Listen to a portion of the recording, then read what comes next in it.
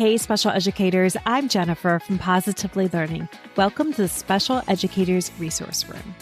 If you're like me, you're always looking for ways to save time and streamline your work. That's why this podcast was created, to give you the systems and solutions you need to get your time back. Tune in for tips, tricks, and tools that will help you manage your workload and make the most of your time. Whether you're brand new or experienced, all are welcome in the Special Educators Resource Room.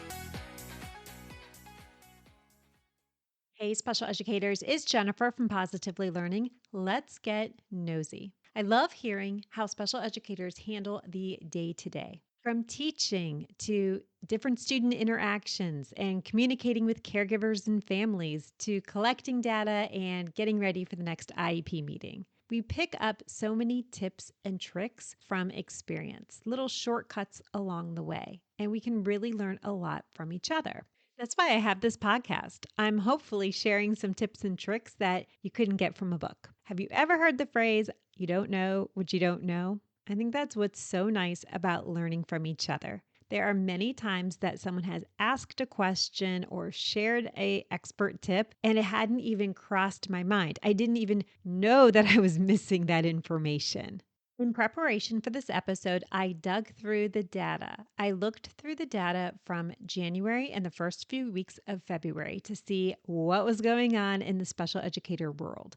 The first place I stopped was the Special Educators Resource Room Facebook group. We're almost 11K strong, and it is such a great group to ask and answer questions. I'm going to share the top 5 questions we've had in the past few weeks. These are the questions that generated the most conversation. If you've ever had a similar question, I invite you to join the Facebook group so that you can learn along with us. All right, so this one has from anonymous member. It says, I'm looking at a caseload of 29 for next year. Does your state have a max limit of students you can take? And does your district follow it? I have 25 this year and I'm drowning. I'm failing these kids. There were 64 comments and so much support for that question. Next question was also about caseload. How many students are on your caseload and how many paras do you get to help implement the IEP? I was just asked yesterday and there's already 47 comments. This next one I'm sure will resonate with you. Okay, everyone, I'm really struggling with wanting to stay in education. I need to hear some positive stories today. Tell me about a time you made a difference for a student on your caseload. You want to definitely check out those responses. Here's 2 more. Fellow resource folks, do you work outside your contract hours? If so, how consistently? And here's the last one. I am new to teaching this year, and I'm struggling with 2 times of my day. So I have a question for some other teachers. What do you guys typically do if you have a time of day where you have a really big group? Say you have 3 doing reading, 2 doing math, and 1 doing social skills. How do you split up that time with everybody? And there's 34 comments with suggestions of what to do. And these were just the 5 that I chose. There are so many other fantastic questions. I would love for you to join us in the Special Educators Resource Room Facebook group. I will put a link in the show notes. The next area I want to get nosy in is what are other special educators using in their classrooms? I always found the best recommendations came from colleagues, not from advertisements. We had a speech pathologist who was pretty new, but she was amazing. And I loved to see the resources that she was using with students because we shared many students on our caseload. I went to my Positively Learning Teachers Pay Teachers store and I looked at January and the first few weeks of February to see what are teachers purchasing. And here's the top 5. The Task Box Bundle, the Test Prep Bundle, the Independent Work Bundle, the Special Educators Resource Room Bundle, and the IEP Goal Skills Bundle. All right, so there was a theme. People are buying bundles, and that makes sense because it's the biggest money saver, but that's not really helpful for this episode. So I went to the next 5 to see what they were actually using from those bundles. And here's the next 5.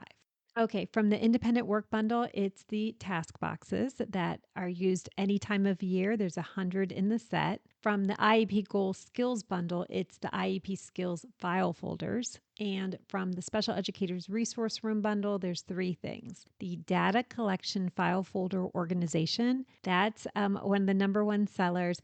That's an organization system. It's these mini data tracker little pages that you can put on the inside and outside of your file folder. It's great for organizing. It's also really great to take to a meeting if you have work samples and assessment results, and you can summarize everything on the inside or outside of your file folder for easy reference. The break passes, which is no surprise in January, and the IEP report card comments. Those were the top sellers from those bundles. Oh, and there was a runner up, the snow day packet. It's a packet of snow-themed pages, printables. There's 100, 50 literacy and 50 for math. And I can always tell like what the weather is around the nation because it'll start selling and then it'll go quiet again. Have to read this feedback though that I just received a couple of weeks ago for the snow day activities packet. It says, "We rarely get snow days, so I use this packet on days when we feel as if we should have gotten a snow day to break up the sadness." Oh my goodness. I am so sorry. I feel so bad for this educator because you're right. You should definitely get those snow days. Well, thank you for being nosy along with me. If you have a question and you didn't hear it mentioned, be sure to click on over and join the Facebook group or reach out to me. You just might end up on a future podcast episode. I will also put the link to Positively Learning on TPT if any of those resources sounded interesting to you. Thanks so much for listening, and I'll catch you next time in the Special Educators Resource Room. Thanks so much for tuning in, and I'm dying to ask, what'd you think? Be sure to hit the follow or subscribe buttons so that you never miss an episode.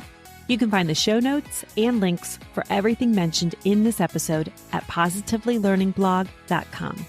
See you next week for more special education solutions.